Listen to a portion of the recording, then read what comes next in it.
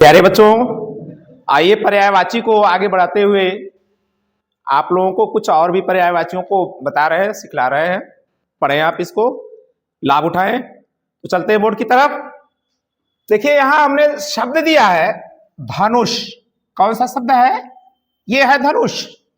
भाई धनुष, जिसे बहुत हमारे देश के वीर या अन्य देश के लोग भी इसको इस्तेमाल किए हैं। तो धनुष का पर्यायवाची होता है कमान। क्या होता है? कमान होता है। धनु, चाप,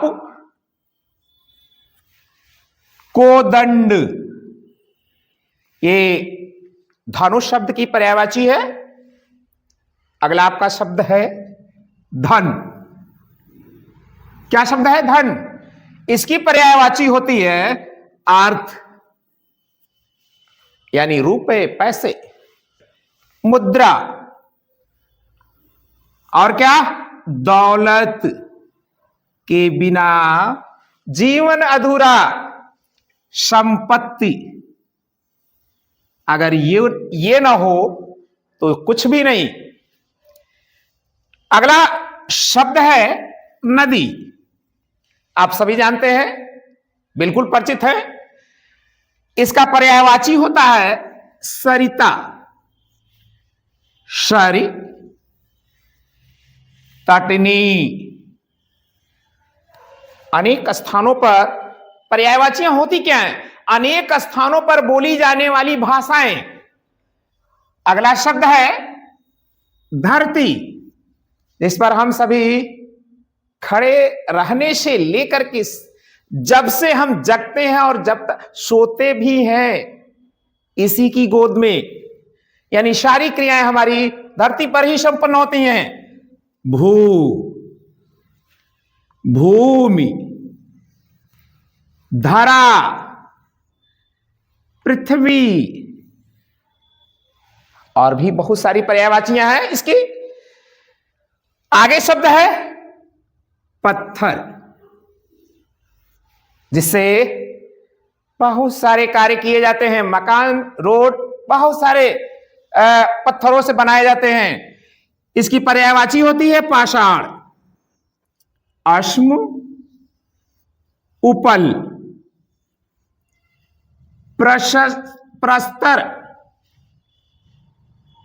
अगला शब्द है पवन, जिसके बिना प्राणी जगत का जी पाना संभव नहीं है। हवा, वायु, समीर, अनिल। बहुत सारे लोग अपने बच्चों का नाम रखते हैं, लेकिन ये नहीं समझ पाते हैं कि इसका अर्थ क्या होता है। अगला शब्द है बाल। वही खास करके जो हमारे सिर के ऊपर होता है। कहां होता है? सिर के ऊपर होता है। केस, अलक, कच, कुंतल। एक चीज और ध्यान दीजिएगा, ये बहुअर्थी शब्द भी है। एक वजन तौलने वाला जो होता है वहां भी कुंतल का प्रयोग करते हैं। अगला शब्द है बिजली। क्या शब्द है? बिजली। और इसका पर्यायवाची चपला, दामिनी, ताड़ित। आप सभी देखे होंगे, बड़ी बड़ी जो इमारतें होती हैं उसके ऊपर एक एंटीना लगाया जाता है, जिसके माध्यम से आकाशीय बिजली जो होती है वो उससे होकर के और नीचे चली आती है, जिससे इस सारे मकानों के जो बड़े बड़े मकान होते हैं उनकी कोई क्षति नहीं होती है। चंचला।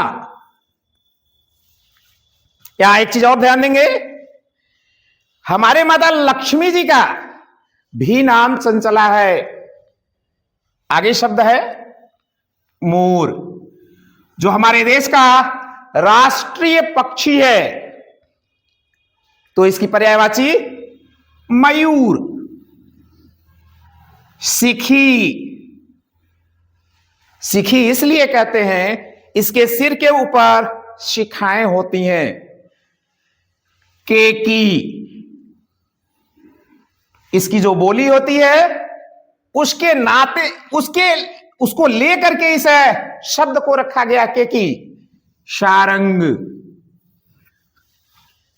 आगे शब्द है मनुष्य, ध्यान दीजिएगा, मनुष्य, हम मानवगण।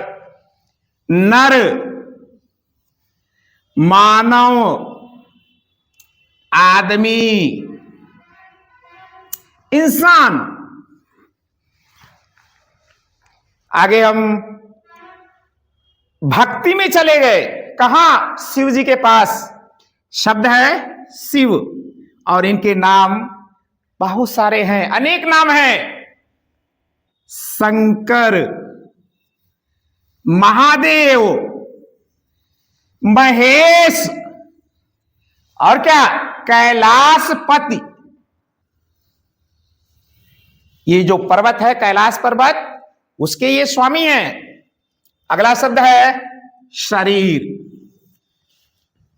शरीर का पर्यायवाची देह, बदन, गात, गात्र। थोड़ा सा ध्यान देंगे, यहां जो शब्द है यहां त्र लिखा हुआ है और यहां पर त है, इसका बिल्कुल ध्यान दीजिएगा। आगे शब्द है शत्रु, इसका पर्यायवाची वैरी, दुश्मन, रिपु, आरी, ये इसकी पर्यायवाची होती है। अगला शब्द है शेर, जो जंगल का राजा होता है। सिंह, शेर, वानराज, मृगराज और मृगेंद्र। अगला शब्द है मृत्यु, जो जीव रूप में आया हुआ है, निश्चित रूप से उसको जाना ही जाना है, यानी मृत्यु को प्राप्त होना है। शब्द है मृत्यु, निधन, मौत, स्वर्गवास, देहांत। और आज के पर्यायवाची में आखिरी शब्द जो दिया गया है वह है रात। पर्यायवाची इसकी होती है रात्रि।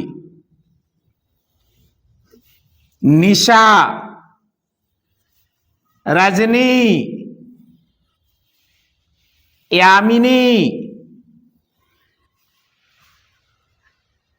हम थोड़ा सा आश्चर्यचकित होते हैं कि लोग अपने बच्चियों का नाम रखते हैं निशा, रजनी, यामिनी, और मेरे ख्याल से बहुत कम लोगों को पता होगा इसका अर्थ, कि ये जो हम नाम रखे हैं इसका वास्तविक अर्थ क्या होता है।